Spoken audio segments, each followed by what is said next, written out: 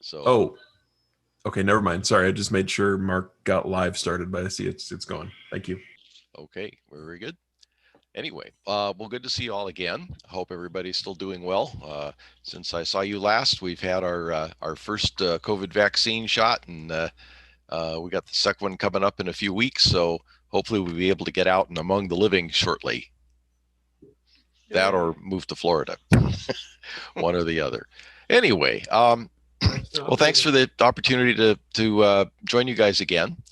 Uh, this was something a little different. I guess before I actually start the program, I wanted to find out how many of you have been involved in contesting or DXing. Okay, a couple of you. Anybody ever operated from overseas? No. Okay, Charlie has. Okay, and John and Patrick. Okay. All right. Well, some of you will recognize a little of this, but um, I I really started out, of course, as most of you who've been licensed a long time, you started out on HF as opposed to licenses today where they start out on VHF and UHF, and that meant we got a lot of time checking out HF propagation and so on, learning the bands a little bit. And for me, at least, the folks I got involved with were very heavily into contesting, starting with field days and some DX contesting and so on. So we did a lot of that on the air. And of course, the longer you contest from Southern California, the longer you realize that uh, it's not particularly, you're not particularly uh, able to attract a lot of other stations just being another W6. So many years ago, I decided I wanted to try operating from outside the U.S., and that started a kind of a second career in ham radio, of getting out and operating from fairly interesting places outside the U.S. borders. Uh, this particular one is, I think, probably my 21st or 22nd trip. It's the last one I did before all the COVID shut down. And this was fall of 2019. One of the things we started doing was operating the CQ Worldwide DX contest. There's a phone weekend at the end of October and a CW weekend at the end of November. And usually one or the other, we try and get out and operate from somewhere away from the US. I did this mostly with a couple of times a single op, but mostly with a couple of others or a larger group. And so we've covered a fair amount of territory. So here we go. I'll need to be able to share my screen. Can I do that now? Yes, I can.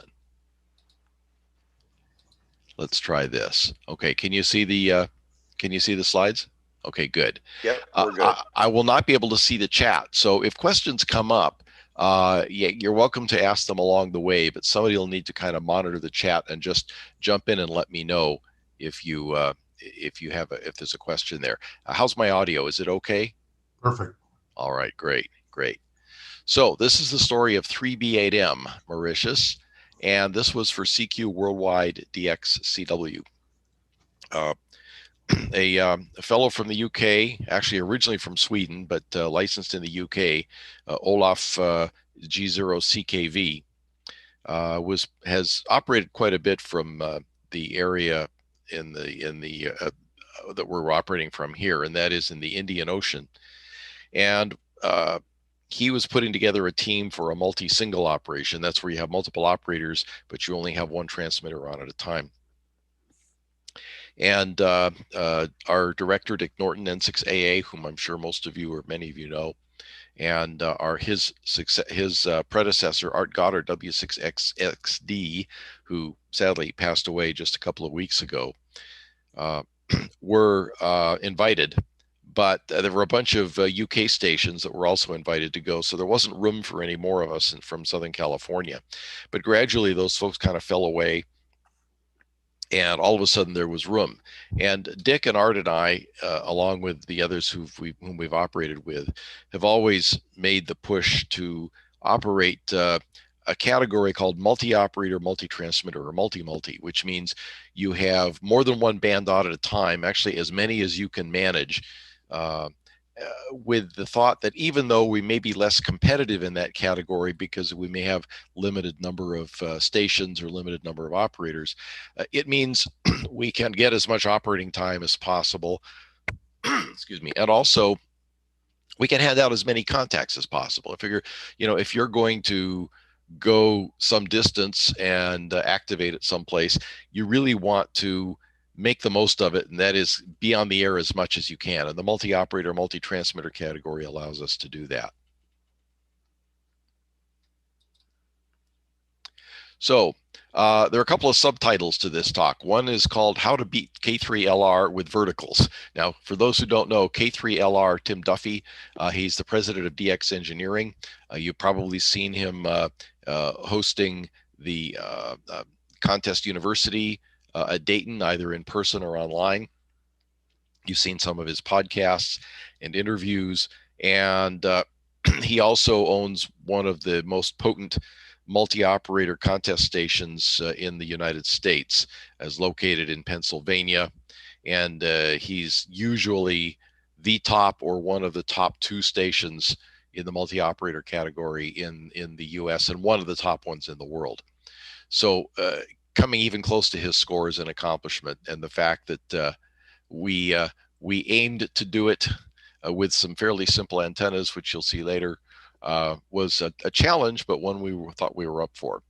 Now, that's the optimist subtitle. The pessimist subtitle is How to Win Last Place in Africa.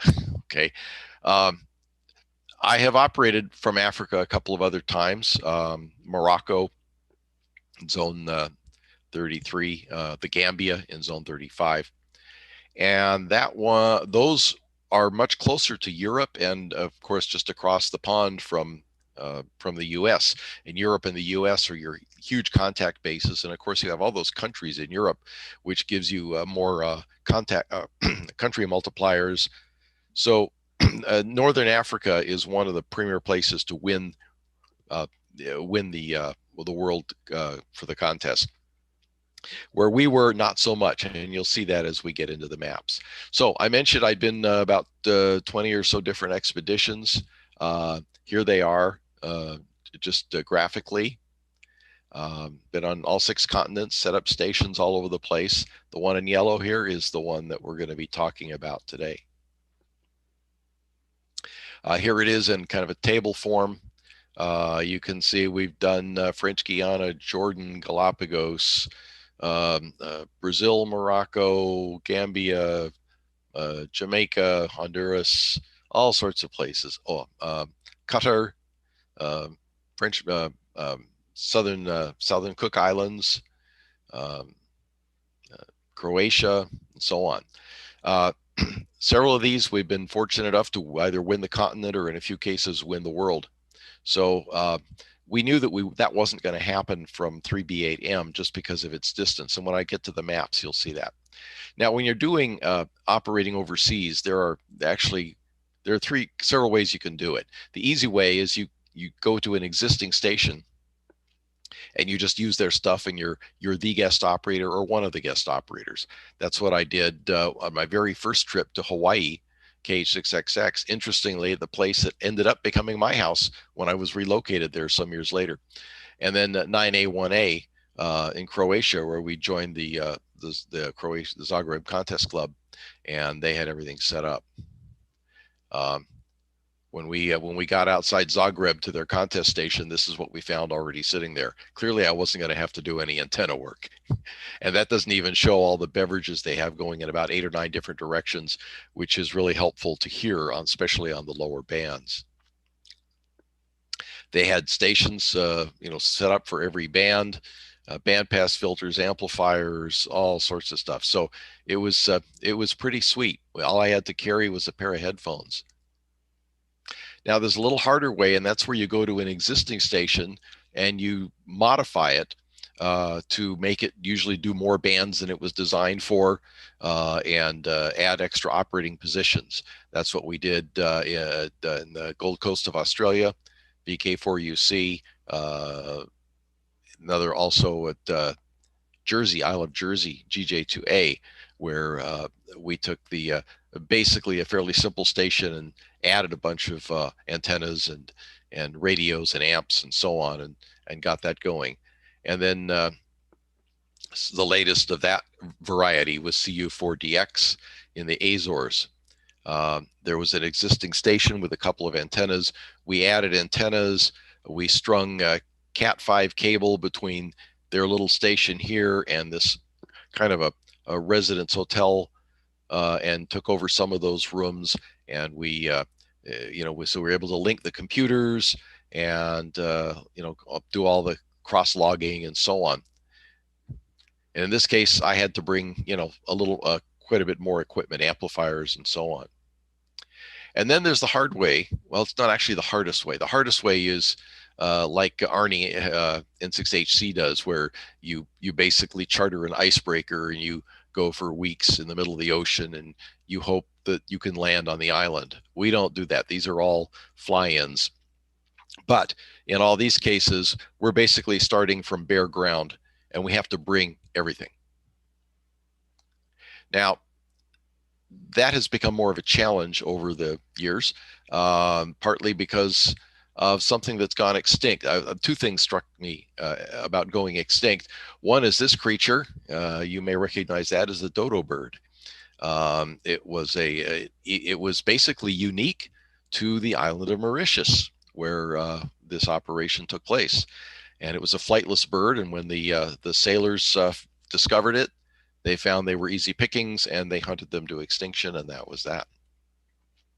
The other thing that's gone extinct is 75-pound airline baggage limits. Used to be we could bring 2 or 3 cases, 70 pounds a piece. So you had your alpha transformer in one along with clothes. Then you had an alpha amplifier, you had radios, antennas, rotators in some cases. We really packed them full, but you can't do that anymore. So at least not without incurring some very substantial overweight and over number and oversized baggage limits. So that makes it much more difficult. And so we're not looking to spend enormous amounts of money. By the way, we don't ever solicit any financial support on any of these trips. So all we do is, we pool our resources and try and do it inexpensively and still get the job done. So when you're going to go overseas, you have to plan for a number of things. First, you need licenses for all the operators. That can be, I've seen it, I've heard it done very quickly in a few unique cases, a matter of weeks. Usually it's 3 to 6 months of lead time. Mauritius was one on the longer end of that. And, you have to have customs clearance for your gear. And in some cases, the approval for the license includes listing your gear, its power outputs, its manufacturer, all sorts of details. You need to know what power sources you're going to be running from, have any adapters available. Make sure your equipment's all working, including computers and logging and so on before you go. Pack it up so that it can be transported safely. Fortunately, my longtime traveling radio, the old Kenwood TS930, into which I had all sorts of extra filters stuffed in, very good performing radio, but it was heavy. It was 40 some pounds. So when the Elecraft K3 came out, I got one of those. It weighs about 8.5 pounds, and it's much smaller. So that could basically go as hand luggage. We also used to bring alpha amplifiers. Now we're bringing solid state amplifiers that run in the 20 some pound range as opposed to the 70 some pound range. Some tools and repair parts, cables and accessories. Some of the places we go, you don't have much in the way of stores where you can buy replacement things that you need. So you kind of have to have some of the basics with you. You need to be prepared to work in the local climate. In the case of Mauritius, that was really easy because it was a beautiful climate, very easy, very temperate. I mentioned taking antennas and so on. These are SKB golf club cases. People want to take their golf clubs along on vacation. This is what they use. It's a standard high density polyethylene case. It's got wheels and handles, and it's about 4 feet long, which If your antennas will fit into that, it makes it much easier. One of the additional advantages, besides keeping them all in one place, is that, of course, most airlines recognize this as a golf club case. Golf clubs are sporting equipment. Sporting equipment is not subject to the dimensional overcharges that a suitcase would be if it were 4 feet long. So, and of course, they ask what's in it, and I said sporting equipment, radio sporting equipment. So I was responsible this time for bringing the high band antennas, 10, 15, and 20 meters. I had built these along with antennas for 40, 80, and 160 prior to our trip to HR, Honduras. And we've used them several times since then, including out on Rarotonga and so on. So I brought the low band antennas, or high band antennas. Olaf G0CKV brought the low band antennas, and I got this case to where it's like 49.9 pounds. So we were just under the weight limit and good to go. So where are we going? Here's Madagascar. There, just a big island off the southeast coast of Africa, and around there you have several other things. You've got the Seychelles and you got Reunion, you got Mauritius here, and then Rodriguez out this way. So all those places that are really hard to work from Southern California, because in fact they are on the other side of the world. Because it's on the other side of the world, getting there takes quite a while. Now, I can't complain about the cost of the trip. We did some hunting around and watching the airline fares, and I caught a deal on Air France that took me round trip by way of Paris to Mauritius for, I think it was around $1,200 or $1,300. Not bad. I mean, I've spent that to go to the East Coast, so I consider that pretty good. But it's a long trip. It's actually several long trips. I had a 12-hour from LA to Paris.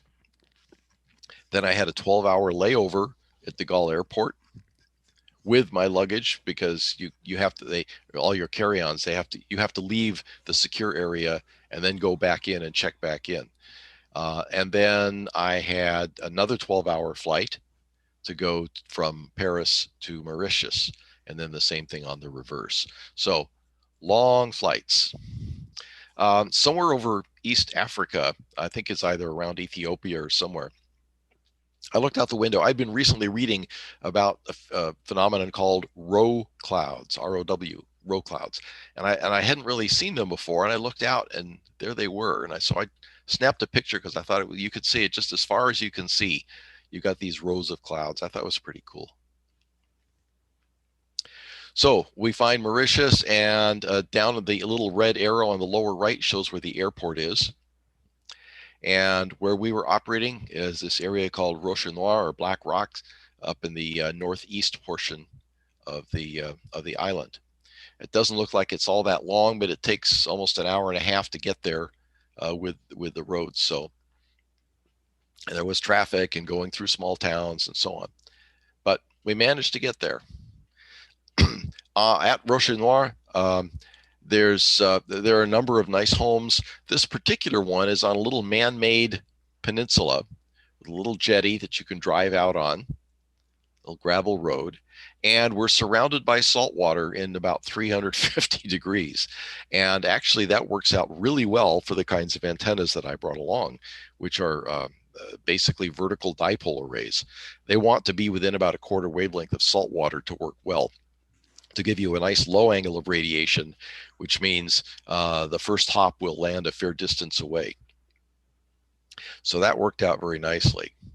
When I say a fair distance away, here's something I do for every expedition. Go online.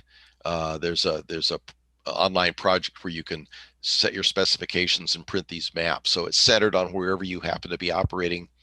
And then you see a true compass bearing to each of the other parts of the world, and you see the distance, the edge of the map being 12,000 miles, or about the other side of the world.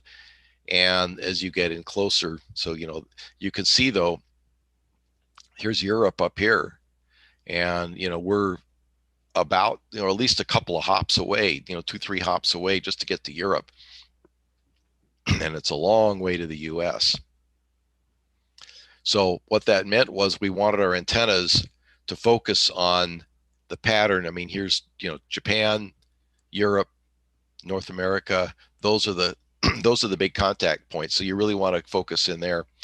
Some of the other stuff is a little closer. Uh, and having the salt water in those directions is what worked out very well for us. So here I had unpacked my antennas. You can see them out on a table over there, and I was starting to build them. I got in on a Sunday evening, and the next morning I started building, and I had two bands built and up within by the end of the day, and 20 partly assembled. We needed more hands. It was just Olaf and me at that point, and then he got one local guy to help, a non-ham. Olaf brought the low band antennas. He used these big fiberglass poles from Spider Beam, and he brought them in. I was using my golf club cases. He was using ski cases, which are like 7 feet long or so. So these longer poles fit really nicely, and they're light, and they have wheels. So he's clearly done this before. So having him do the low bands worked out very well. This big covered patio area is was going to be not only our assembly area, but also our station. There's a big table right here. You'll see part of that later. And there's more even behind that. So this became our kind of our main operating area, and it's very comfortable, nice view, as you can see. The breezes were mostly pretty gentle. The shutters are automated. They go up and down with a remote control. So if it gets too breezy or the rain's coming down, you can just click, click, click and lower the things. Really nice.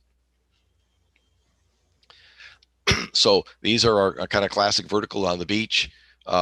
Here's the 15-meter in the foreground.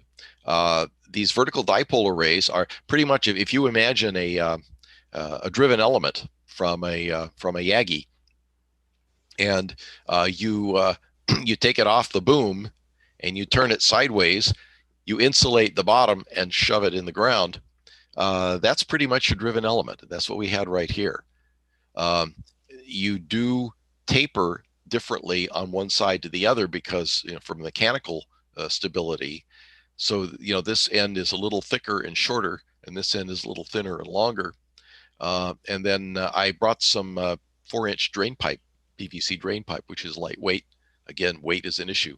Wound the appropriate coaxial chokes on each band, and then that basically helped keep the transmitted signal off the feed line, and we didn't want it bringing back into the shack. So, and then the one behind it is similarly constructed, but it's bridged here in the middle. It's not operated as a feed point. You do have a feed point in here. You can use it to tune the thing. You want to tune it, to maybe 5% below the frequency you're operating on. And then you patch it back together, and it becomes a reflector. So that's the reflector off the boom. You take it off the boom, you turn it upside down, you insulate the end, you stick it in the sand a prescribed distance away. In the distance, you see the 20s. I'll show you those a little more closely in a moment. The lagoon out in front of us was very shallow at low tide.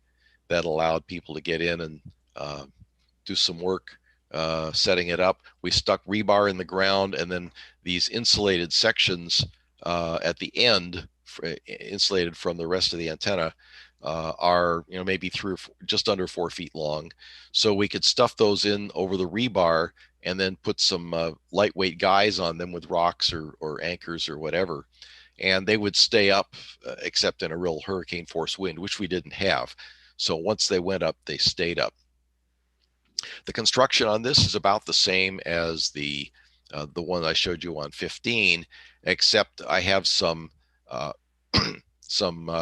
additional cross pieces here, which help to, is sort of like a capacity hat.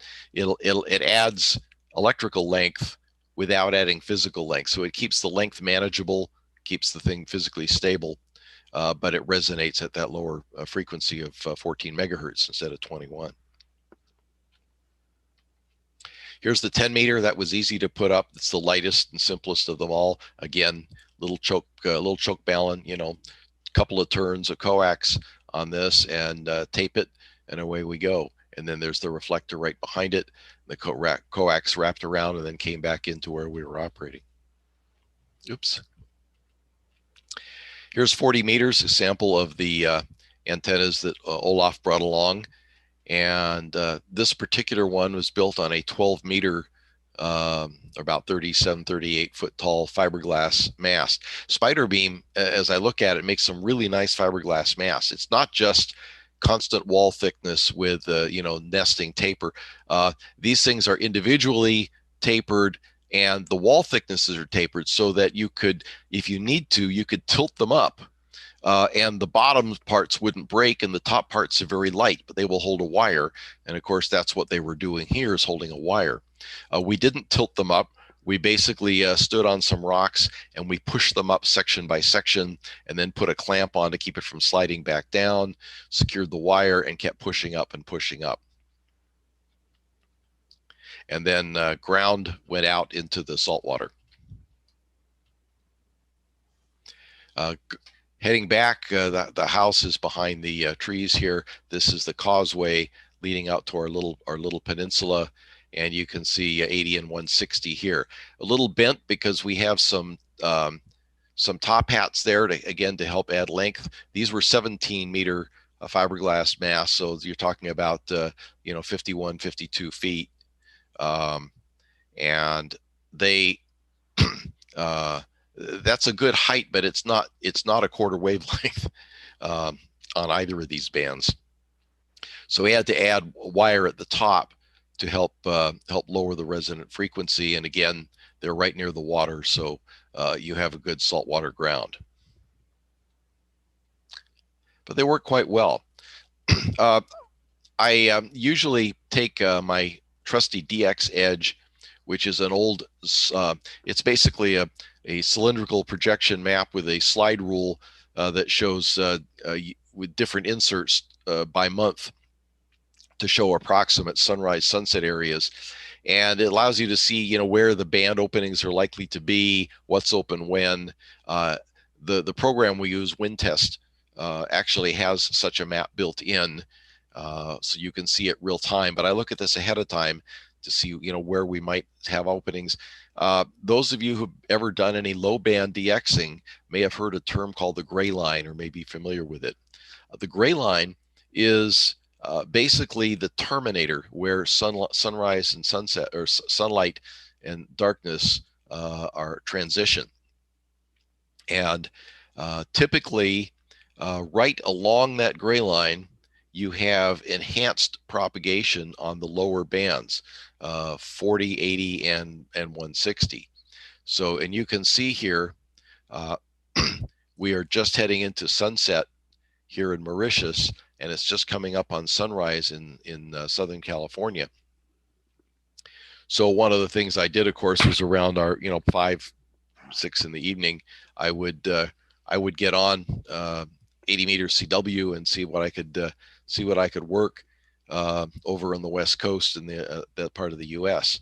And I was able to work back to like W6YA, Jim McCook here in San Diego area, and a couple of other stations. So it was pretty cool to talk to your friends on 80 CW pretty much all the way around the world. Now, these openings don't last that long, so you have to kind of move quickly. And once I'm in the dark, I have good propagation as this line moves. And sorry, you have a question? Okay. As this darkness moves and we end up with more of the U.S., you'll get those areas peaking up a little bit. So you have a chance over the course of the day to work most of the U.S. and other parts of the world if conditions permit. So when I worked Jim, somebody asked me, so was it short path or long path? And I kind of said, what's the difference? It's 12,000 miles either way. But of course, because it was on 80, we were working this way around in the dark area coming over Asia. But again, there is no short or long on that particular path. So here's the rest of that that big covered veranda. It's really nice. We had breakfasts here. The shack, the whole place had about I think it had 4 or 5 bedrooms, and with some bunks and some double beds and so on. So we all had place to sleep.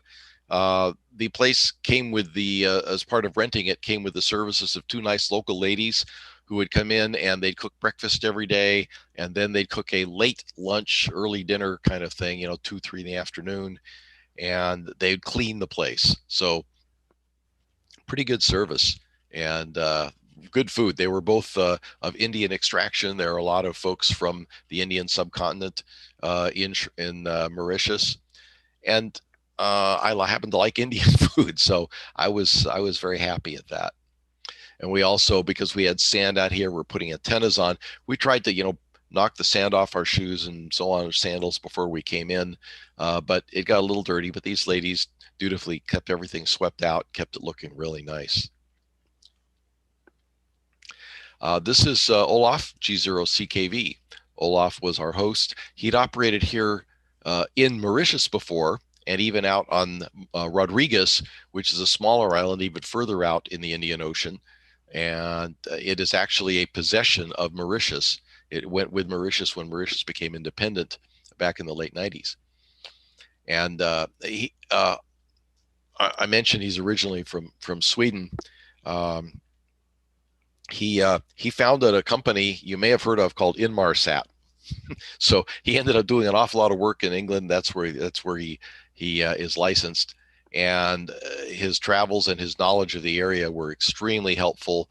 And he was a lot of fun to work with. And I learned some good tips from him. It's one of our secret weapons you may recognize if you've been an ARRL member for a while. That's Dave Sumner. He was CEO of the ARRL for many years, including the period during which I was the vice director for Southern California. Dave happened to have been in Egypt for an IARU, an International Amateur Radio Union conference, for the prior couple of weeks.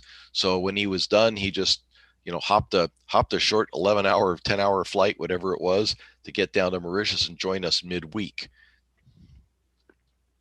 On the table here, you see we have the radios and amplifiers, logging computers, paddles everywhere. We had 4 radios, 6 ops. Nobody brought a microphone. Everything we did from the time we got there to the time we left was on CW. So it was pretty dedicated to just that one thing.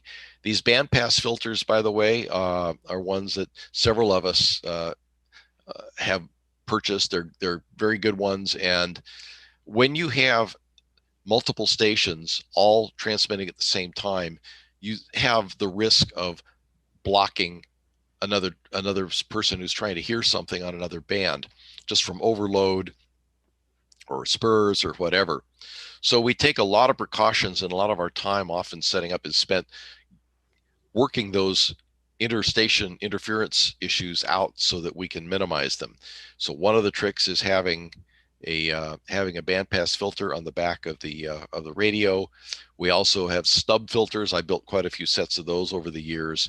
That gives you another 20 plus dB of isolation from even harmonics, or in this, if you build them right, odd harmonics.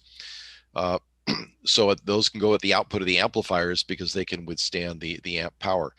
We were subject to a legal limit here of 800 watts. That's the limit, so that's what we used. The amplifiers were, I think, a couple of them were SPE. I brought my 1.3 KFA, and Olaf brought an SPE. And then I also brought a Tokyo High Power Labs HL550, which is about 600 or 700 watts. So within the limit, but that one went on 20. So between stub filters and everything else, it worked out pretty well. There's the late, great Art Goddard, W6XD. Art's been, I don't know, I've done probably at least 9 or 10 expeditions with him. And we really miss him. He's a good operator. He's a good engineer. Many times we've had to troubleshoot something or fix something, either a piece of equipment at our host station or something somebody brought that took a hit during transport, and he'd dig in there and fix things and troubleshoot things, and it was just a huge amount of fun. We're going to miss him greatly. So Art did basically with Dave, they split 40 and 15 meters. So the thing was, you switch over 40 during the night and 15 at day. Uh, 20 meters was potentially open around the clock, so we had 20 meter station here around the clock. Dick N6VI was the main operator there. I filled in where I could. I filled in on 20. I filled in on 80 and 160, and then 10 meters. The fourth station didn't have an amplifier, so we left it at least to look and find and see what we could work barefoot. There wasn't a lot on 10, but we managed some contacts. And then Denny KX7M here from Northern California, he happens to be an IT guy by profession. And that came in really handy too, because unlike most of the times we've operated, the interstation interference was not the biggest of our issues. The biggest issue was interference from and to the various logging computers. Normally we're in different rooms and all the antennas are crowded together on the beach. Well, here we are, their antennas are slightly spread out, but all the computers are crowded together on a table and right next to the radios. So Denny used his considerable skills and a lot of his time prior to the contest, plus a good chunk of the ferrite supply that Olaf had brought with him, and rerouting cables and moving things around, and finally found the magic combination where we could transmit and not turn somebody else's logging computer to a blank screen. It took a lot more doing than I thought it would, but he was up for the challenge, and that was a big help. So how did we do? We ended up with, this is a 48-hour contest. We ended up with about a little over 8,500 contacts, a score of 19 million points. Not a world beater by any chance, but it was, I think it got us in the top 10 in the world. And we're pretty happy with that. As you can see, our best band was 15 meters. That's kind of surprising at this time of the Sunspot cycle, but that's what worked. And of course, we had, with Dave on there. Dave is so well known around the world and knows so many people around the world that he could pick out call signs amid all sorts of hash and lightning and so on. We did have a lot of noise problems, not local noise as you would think, but it was the atmospheric noise. If you look the other side of the Indian Ocean from us, you've got Indonesia and so on with all the thunderstorms there, and then you look to the west of us and you have Central Africa and the jungles of Africa, all the thunderstorm activity there. And so depending on where the sun was at the time, you'd get a lot of RF noise, lightning noise and so on from one place or the other. And that was particularly difficult on the low bands where signals are weaker. So it would take out dits or das or whole letters. Dave could hear parts of it, make an educated guess, and about 95% of the time he was right. So that enabled him to work things even that much more quickly. And then 40 meters was the next best band, and 20 following that. And you see, we even made a couple hundred contacts on 10. You see, we had of the 40 zones, we had 38 of them worked on 40, 37 of them on 20, 33 on 15. We even managed over a dozen zones on 160 and 10. Almost 1,000 contacts on 80 meters. We thought that was pretty good. I've come close to 1,000 contacts before. I was the 80 meter op, and when we were in the Qatar, the first ever multi there, Alpha 7-3 Alpha. That was on phone. CW, actually, it's a little easier to make contacts because you can hear better on CW than you can hear on sideband. So a little under 1,000 contacts there. That worked out pretty well, and over 100 on 160 and 10. So that's what we did, and I'll tell you, it was one of the most pleasant expeditions I've ever been on. The trip was long. but everybody operated well together, worked well together, cooperated, helped one another. No tempers, no prima donnas. And when Dick, who's our usual ringleader, puts together a trip on many of these we've gone on together, um, we may have regulars joining us. We may have some folks who are coming in for the first time from somewhere else. But one of the criteria is that everybody be able to get along with the others. And we've been very fortunate in that. The personalities have all been really good. There's been no blow ups, no issues. And when you're all pushing hard and it's the heat of the competition and so on, that could easily happen, but it doesn't. So we felt very fortunate, and between the accommodations and the company and just seeing such a rare place and getting there, it was a heck of a lot of fun. So I guess that's the end of screen share. So let's see if there are some questions about all this. Those are quite the digs that you managed to get. Much better than that DX content. Better than many of the places I've been. Yes. Yeah, where they use 2x4s to build a platform on top of the rock. And yeah, well, that's crazy. We don't do that. Yeah, this is nice. Hey, Marty. Hey, Charlie. One of the things that struck me is, of course, what a beautiful station place. Clearly a dream come true. But I noticed one thing in your statistics. I've had an experience once before, and I've seen, I think, three results of competitions. 15 meters can be a funny band. We tend to, oh yeah, 15. Well, it's kind of like 17. It's amazing when every now and then you suddenly get all sorts of stuff on 17 meters, and the others are not producing. And yeah, well, it's a function of where where you are in the sunspot cycle. Sure, yeah, but that was pretty neat. It was, and now you at the peak of the sunspot cycle, one of our trips many years ago was to the Gambia, Charlie 5 Zulu, out of the very west tip of the African continent, and that one we did win the world, even though we had a horrendous number of problems and issues come up, physical issues.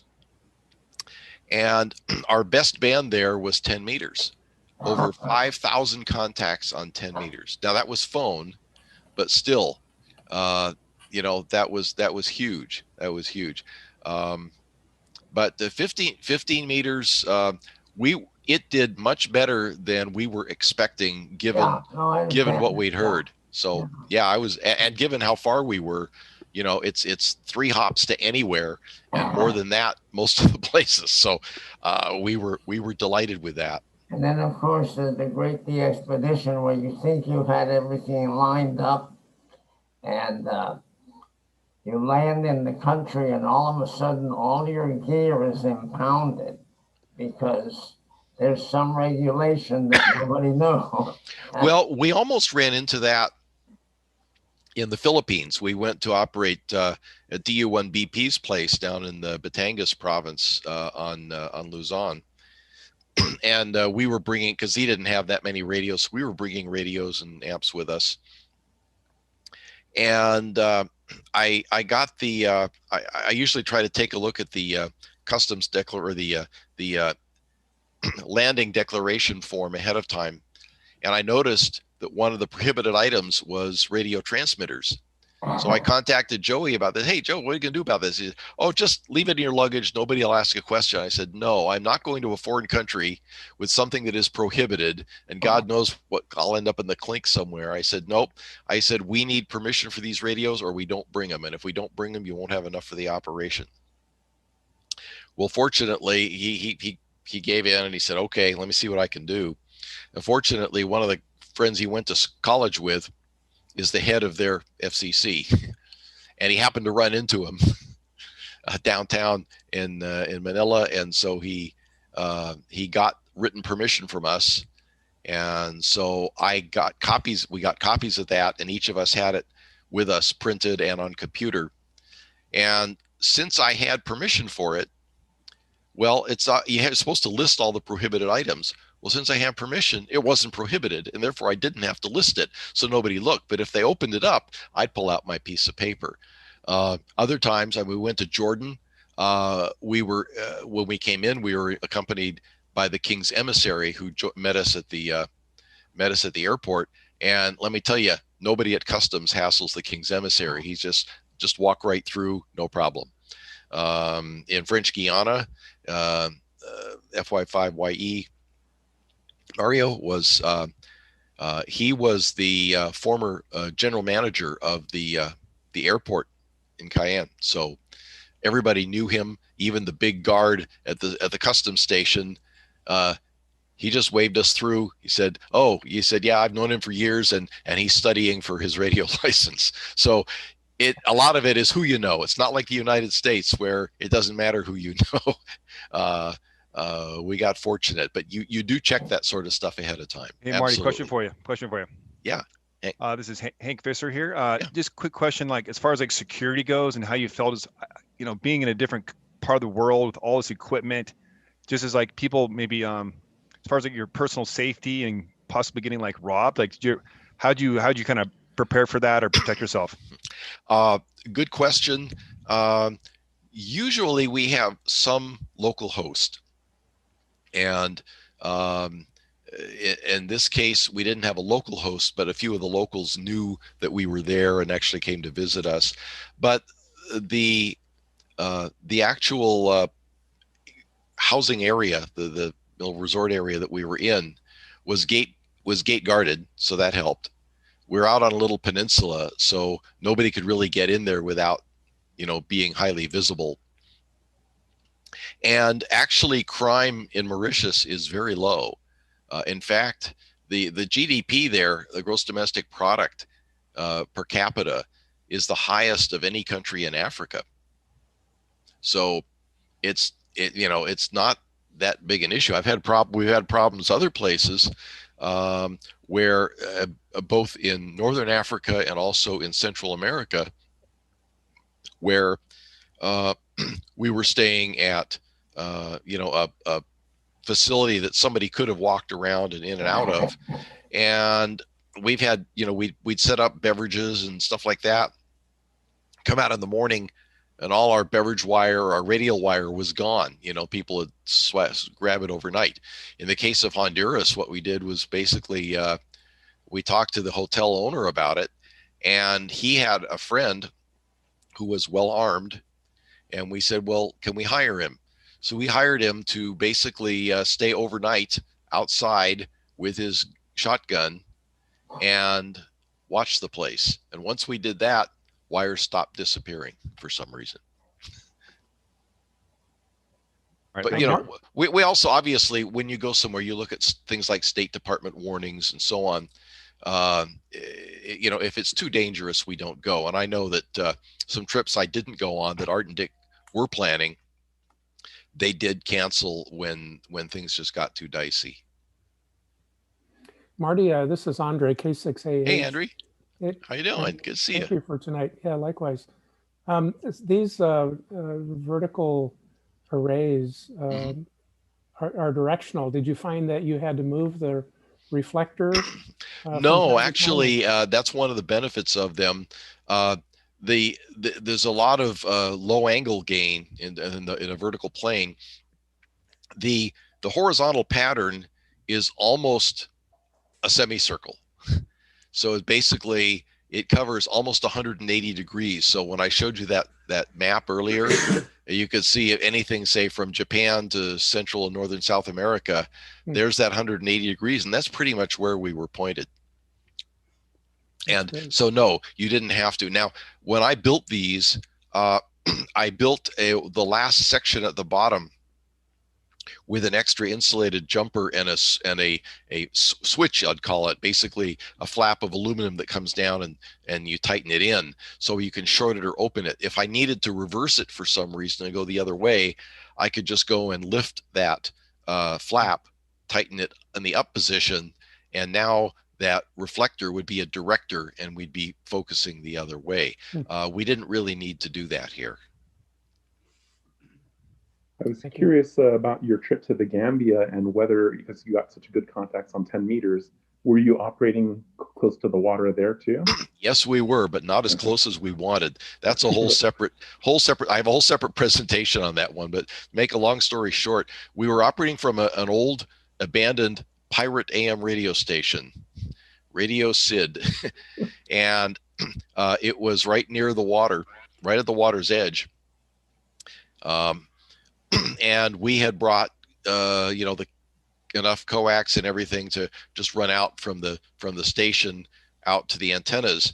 Unfortunately, starting a couple of weeks before the contest, the government decided that the road flooded too often. They needed to move the beach. And so they hired a contractor to pump sand slurry from a couple miles away.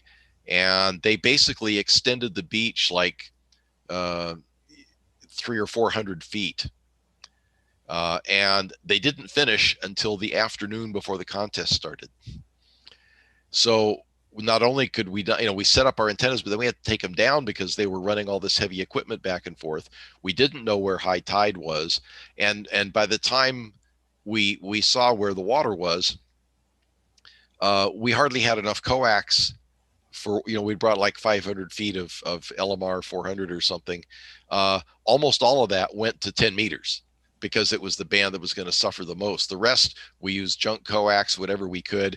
On 160, it was horrible. I think I was using some cat bead, drop line or something really junky, and the results showed it. And so we had much more difficult time with antenna placement compared to optimal. But again, we couldn't keep them close to the building because when you get them away from the salt water, they just don't work well. I mean, they radiate, but not in the direct. They don't have that low angle that you need. Yeah, exactly. Any other questions? So you have a question that came in through the chat Yeah. from Kevin.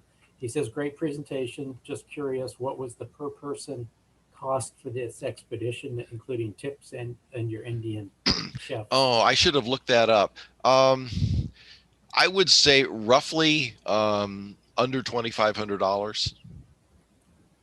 Again, airfare was around $1,200. Most of the folks spent something similar. Art and Dick ended up stopping on the way back. They stopped in Addis Ababa, I think, and Dick had online met a professor there at the local university, and who is also a birder like Dick is, and he offered to take him around for a week in his Jeep and show him the sights. So they did that. I had to get back home, so I missed that part. But the actual transport cost and the food, our share of the lodging cost and so on, rental car gas, some tips for the ladies and so on, say probably less than $2,500 on that order of magnitude. It's really not bad. I mean, I remember taking my family on trips, and between airfare and hotels and entry fees and meals and everything, I just planned on we was going to spend about $5,000 a week by the time you're all said and done. Okay, so it was less than that, but of course I was just one person, and I didn't have the whole family with me. Yeah. Dick also is renowned for being frugal, not only personally but also with league money. That's one of the things he brought to the table that many of the other people didn't pay as much attention to in the boardroom, is being frugal with the league's money. And so Dick is always looking for bargains and ways to keep the costs down. So we all benefit from that. And when you took this really nice place and you split it, 6 ways, it's not that bad. So that's why, say we've all this comes out of our own pocket. This is just, if you want to do it, you pay your share and you go, and everybody chips in. Now, some of you may or may not know, I'm a retired CPA. And so starting, I don't know how many trips ago, but decades ago, I offered to do the accounting for these things and help people figure out who owed who what. So I would take group expenses, and I'd have them converting the currencies to a common unit, whatever we were likely to settle in, and basically spread the costs of the operation, which would include the facility rental and so on, among all the operators. And then at the same time, I said, well, if you guys have any inter-operator kinds of settlements you want, I'll throw those in as a separate part of the spreadsheet. So if they went out and one person paid for the other person's dinner or something else, they could just let me know, give me the receipt, and I'd say, okay, this is from this person to that person. So then when we were all done, I would just tote it up and say, okay, here's who has net owed, here who is net owing. And I'd say, okay, Dick, you pay Olaf $630 and you'll be even. So and so, you pay Olaf this, you pay whoever rented the car, you pay that. And so we net it all out, and usually by the end of the trip, or shortly after, in this case it was after, when people got home, there were a couple of settlements to make. Olaf fortunately had a US bank account, so it was easy for us just to wire money to his Wells Fargo account, and all was settled. But it comes out pretty even. Again, nobody gripes about it, and we keep good track. They keep their receipts, and if we have, for example, extra luggage, which was the case for Rarotonga, and some of the other places we went, we have extra luggage fees. That is considered a group expense because it's antennas and radios, and you need them to operate. So we put it in a pool, and everybody pays their share of it. Yeah, but hey, Marty. Yeah. There's a couple of people in here who I know have been wondering. I saw one chat going on. You might mention what at least the overall cost of one of these nice little de-expeditions to the outer boonies can cost. What kind of, the ones we do, or the ones that where they have to charter an icebreaker? Yeah, those kinds. The real de-expedition when you go out. Oh, I don't know. I know. I think Bob Alphen or one of those guys has put together actually a video or a program on the cost of these things, but it can be in the $250,000 to $500,000. Yep. And every operator, in addition to operating and bringing, lugging things and so on, they typically have to ante up some portion of it. And I think the ante is somewhere between $10,000 and $20,000 per person. Yeah, I've seen it at 28,000. Yeah. So, but we don't do those. Any other questions? Hey, Marty, I got a question. It's Bob, AK6. Hey, Bob. How do you determine who's going to operate which band? And secondly, where are you going next? Until COVID settles down, it's hard to say where we're going next. Usually planning these things takes place like when Dick would go to Dayton, or we were at Visalia or something, one of the big conventions. He'd be talking to people, and we'd stay in touch with folks, and something would come up. We have a couple of possibilities. Now Dick's operated from all 40 zones, so nothing's new for him, but I've operated from 19, and I'd like to add some more. I've done 3 zones in Africa, 33, 35, and now 39. I'd like to do zone 38 from South Africa, somewhere in there. And there's some other spots we'd like to try, but they're usually worked out, sometime in the summer. And given that the licensing has that lead time I talked about, once you kind of make up your mind, you have to really go for it and go through all the processes. That was the second part of your question. The first part was how do you decide who operates when, what bands? Generally, we don't have a huge surplus of operators, so there's enough operating time for everybody. Often somebody has a particularly favorite band they want to do. Art really likes 40 meters over in Croatia, at Zagreb. Art and I, basically, they had quite a few local operators. Art and I split 40 meters. So we just, and 40 meters was open so much of the time because you're in Europe, day and night. So we just took, 4, 5, 6 hour shifts, whatever it was. And we just went back and forth the whole time. In the case of Mauritius, we knew Olaf was a big low band guy. So he wanted to do 80 and or 160. That amp had to switch between 80 and 160. So we often weren't on at the same time on that band. Dick usually takes 20 meters, although he's taken other bands in the past. And, if somebody has a strong preference, and, there doesn't seem to be too much of a conflict, they say, go for it. I enjoy operating pretty much anywhere. I don't want to be on a dead band, but I filled in a lot, and that's almost sometimes the role I'll take. In Honduras, I was the 80 meter guy, and it was all me in my room. And the first night, I racked up more contacts than all the other stations put together. My station just worked crazy good. I mean, I was reported, with this vertical I'd built on the beach. All the Europeans were saying I was, 40 over 9. In Qatar, I was the 75 meter guy. In Jamaica, I was the 160 guy. But I would especially if there was some slack time, my band is clearly closed during the night, during the daytime, I would go and help somebody else or sit in, or, somebody needed a break, I'd jump in there. In the Gambia, I gave Phil N6VI a break on 10 meters. And that was an experience. That's where we made the 5,000 Qs. I sat down and just these two little sticks, like you saw, sitting next to the beach. And I felt like I had a big stack of Yagis, because I had the rate meter up over 300 an hour. Wow. And then when Dick took a break on 20 meters there in the Gambia, I said, well, he said, the band's kind of quiet. So I went to listen in a little bit, because I was on 160. So I had some time. So I went to check, and all of a sudden we had an opening to Japan. Well, I happen to have had a year of Japanese at UCLA. And so I speak enough to run a pileup in Japanese. So that's what I did.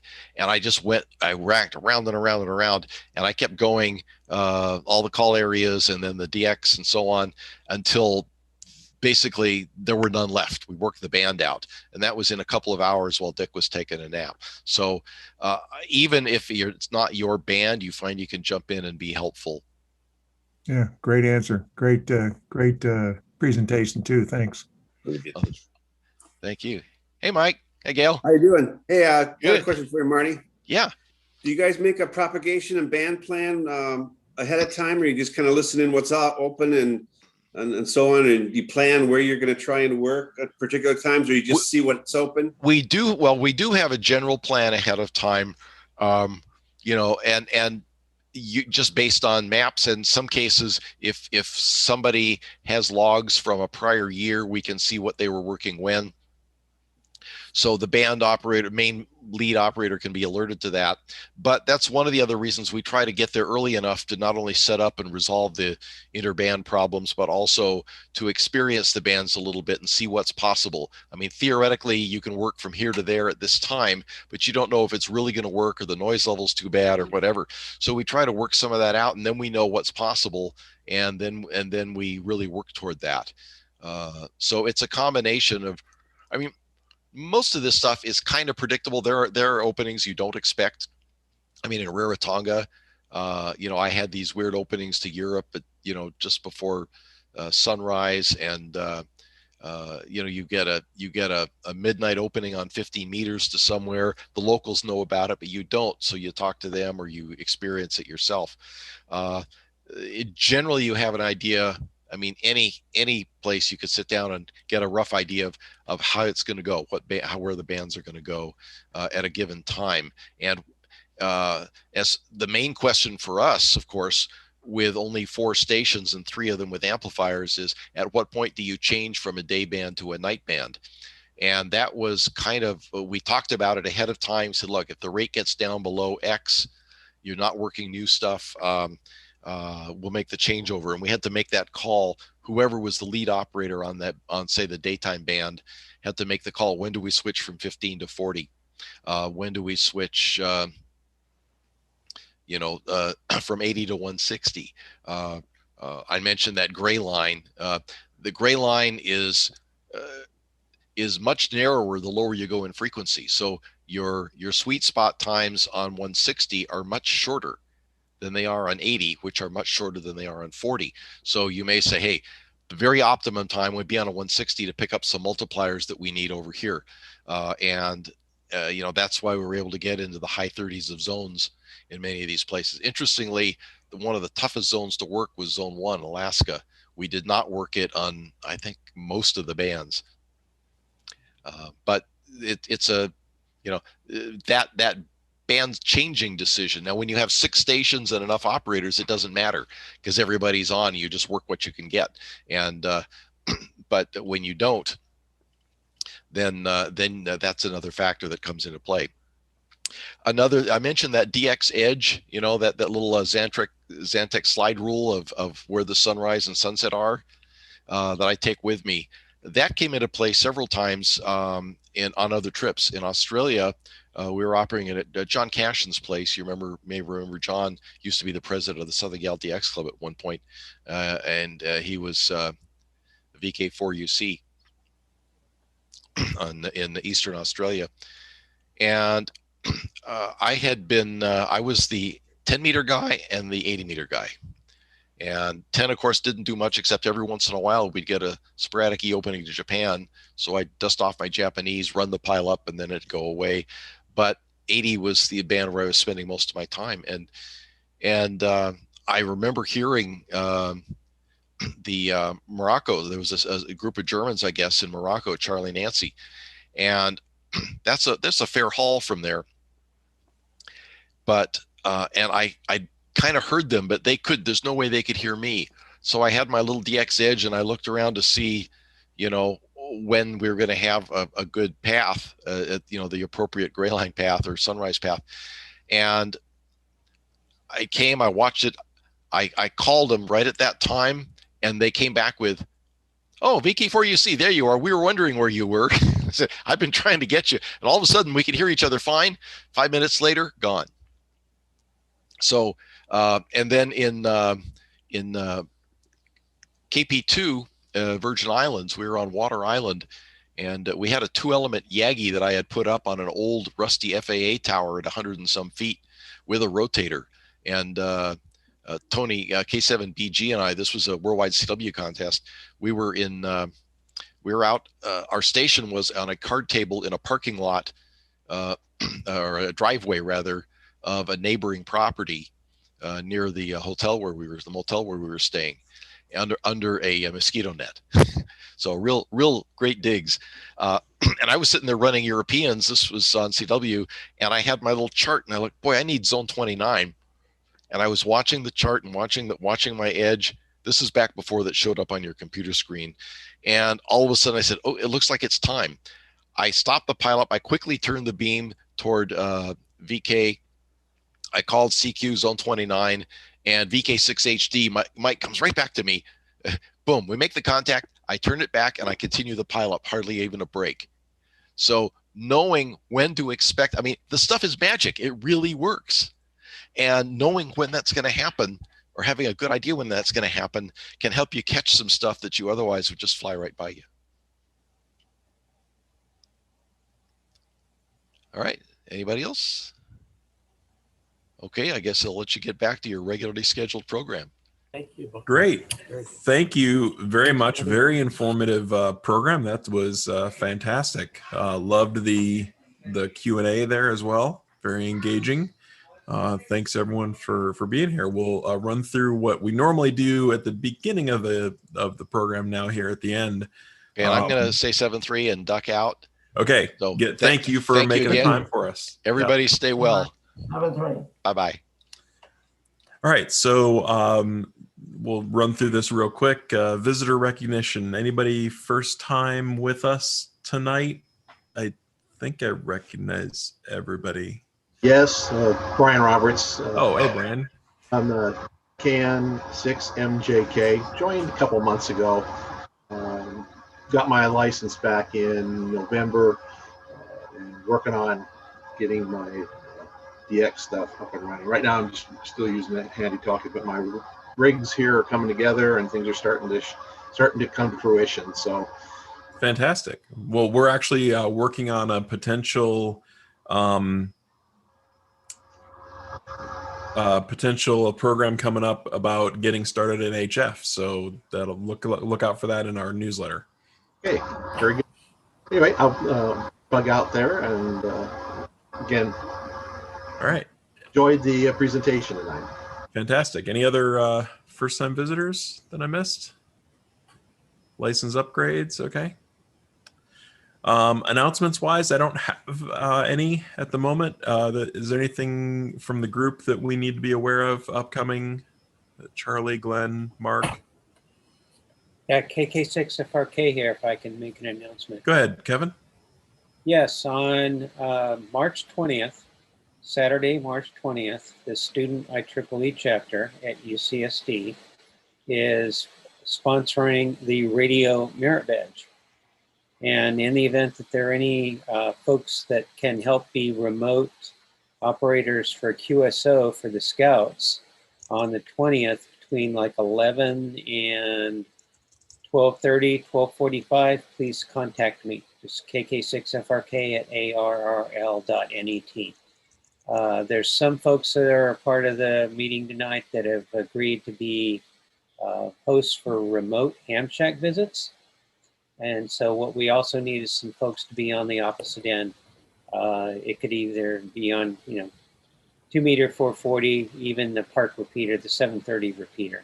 So please let me know if you can help out. Thus far, we have over 20 scouts that have signed up for the Radio Merit Badge.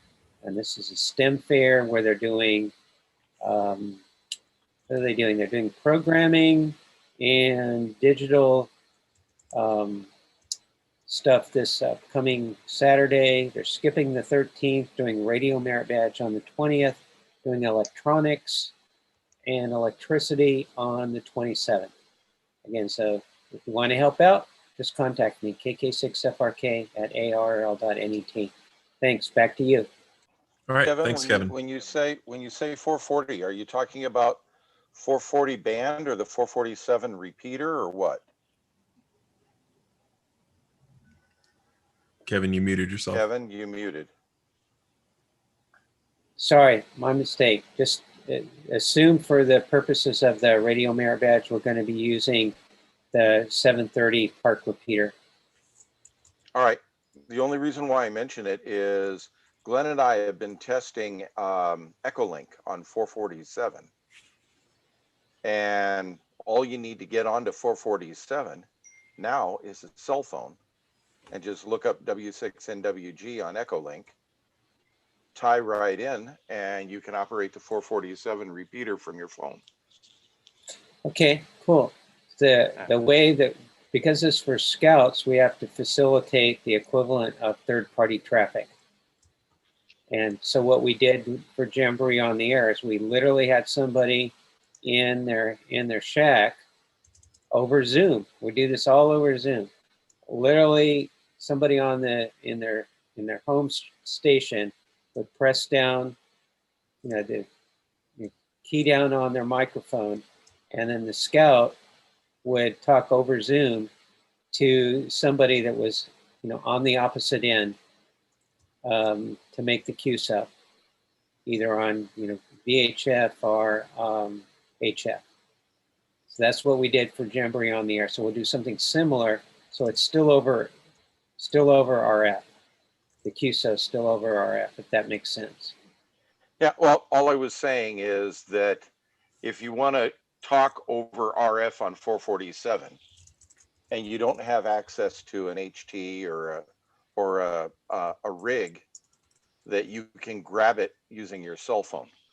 Okay, we'll test that just so that we have all options available before the 20th. Yeah, Glenn and I have been fooling quite a bit with it. Anyway, okay, and cool. give Glenn or I a ring if you need somebody actually physically on 447. Okay. To try it with. Give me a call. Yeah, we have to scale. So the students at UCSD are doing most of the work. and I'm just helping them put it together, if you will. The KK6UC is the Student Amateur Radio Club, so they're going to do a bunch of the work, and we're trying to get people on the opposite end to help out. Just for there's a requirement to visit a radio operating station, and there's a requirement to make 5 QSOs for the radio merit badge. And so this is the first time that we've done this for more than 20 scouts at a time. So we'll figure it out. So thanks again for everybody's help. Back to you. All right, great. Always love hearing the interaction that we can have with the scouts and the support that we can provide. So, that'd be fantastic. Hey, Kevin, real quick, do you know anything about the adult leader or adult volunteer, whatever, applications online? Apparently they've been turned off for a while. Any idea when those are going to be turned back on? No, I didn't know that. I will find out. Because the other thing that I'm hoping to get more radio merit badge counselors. For those of folks that don't come from a scouting background, to be involved in scouts these days requires a rudimentary background check. You fill out an application to be adult leader. They do, they check the usual sources. You don't have to be live scanned. Then you become a merit badge counselor if you wish. And I've literally gone to sessions on, I know this sounds a little bit odd, but if you become a radio merit badge counselor or a merit badge counselor for any topic where you have to acquire equipment or carry out and burden the expense, you can write that off on your taxes.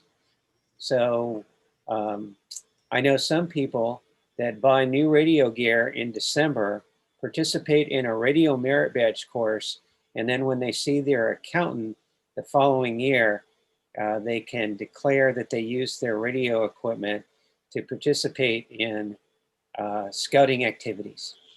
So this is just for your information. All right. All right. So, but I'll find, back to your original question, I will find out because I'm in contact with people at council regularly. Thanks okay. again. And I assume it's the same for Cub Scouts and Boy Scouts. It's all Cub Scouts and Boy Scouts, Ventures, Explore. It's all the same. Okay. So the first time I've heard your question, but I will find out. Scouting is going through for those on net, Scouting is going through its challenges, but San Diego Imperial Council is relatively healthy after downsizing. They will have a resident camp at Fiesta Island this summer. The host is an extra class operator. The person in charge has an extra class license, and we will be putting in an operating station at Fiesta Island in Mission Bay before June. So stay tuned.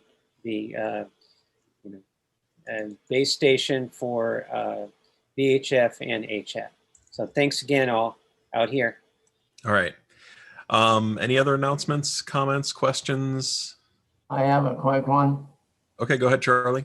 I have family things to take care of, so I'm not going to be able to be here long. I need ideas for programs, guys. It's been hard during COVID, not much exposure to any other clubs. I could come up with a presentation on how to build a dipole antenna, if that will entertain you. But if you want anything of value, how about sending me some ideas of what you'd like to hear so I can see what I can find? My ARRL email address, November 3 Victor at Alpha Romeo Lima .November Echo Tango ARRL.net. All right. Thank you, Charlie. Scope content as well. Always looking for articles for the scope. Send those to Keith at scope@palomararc.org. And we'll get those in. Mark, you got anything? You mentioned Echolink briefly. You got anything else on repeater technical for the group? Not really. As you heard before the meeting, I've been kind of laid up and unable to really walk. But I'm going to try and make a run up to mount the internet antenna link this weekend. And so keep your fingers crossed. Hopefully we can get it up there. There doesn't look like there was much snow today, so keep our fingers crossed. The weekend's supposed to be good, and then it's going to snow. I think they said Tuesday and Wednesday. So anyway, not a whole lot going on. Okay. Membership, Glenn. Nothing new. There hasn't been much activity on the membership stuff for the month. I guess this is the time when a lot of members didn't join, and so they didn't roll over their annual dues. So I think I sent out 8 or 12 reminders the other day. We're down to 158 members. Oof. And it keeps dropping. Does anybody have contact with high school STEM teachers or college? I do. All right, Phil, is there any outreach we can do with that group and see if we can get some younger people involved? Oh, we can try. Gee, with COVID, I mean, it's been hard just to get the students to meet at all by Zoom. Yeah, basically it's a lost year, Everybody's zoomed out with being on their computers all day. Okay. I have a comment that sure. It's as we get new people. 2 of the people I sent reminders to were ones that we gave 3 of them we gave them the free year membership because they had passed their exam first ham license in March of last year, just before the big lockdown. And I haven't heard back. Well, I heard back from one. She has moved out of the area. I think she was actually going to school outside the area anyway. But when we think about programs and such, maybe we need to focus on programs that we would direct to brand new hams, younger folks, and then there's the other new hams that aren't younger folks that, like me, that came into the hobby late in our life, that target our demographic. I guess understand our demographic of membership and target our programs for the different groups and cover the bases. Just a thought. And talk about it next week, I guess, at board. Yeah. All right. I have a question for Mark. We have a 6-meter repeater on the mountain, right? Is that operational? It was last I tried it, which was, I don't know, 3-4 weeks ago. I can go grab a THD7 or a VX7 and see. I've been monitoring 6 meters, my SDR stuff. Although I think I have a crappy antenna. It's very deaf. And the only repeater I hear with any regularity is 5358 N6LXX, which I think is on Miguel. I would hear ours if it's operational. Must be my antenna. Give me a second. Let me find out. You guys talk amongst yourselves. Let's see. The board introduction that we didn't do yet at the beginning of the meeting. Mark, your repeater and site chair, KF6WTN. Keith, your scope editor, KM6CXW. One of your directors, Chris, KD9LF. Your other director, Ron, AJ6FQ. Membership chair, Glenn, AI6RR. Treasurer, Jim, K2VO. Secretary, Jim, W6TQS. Vice President, Charlie, NN3V. And I'm your president, Joe, K6JPE.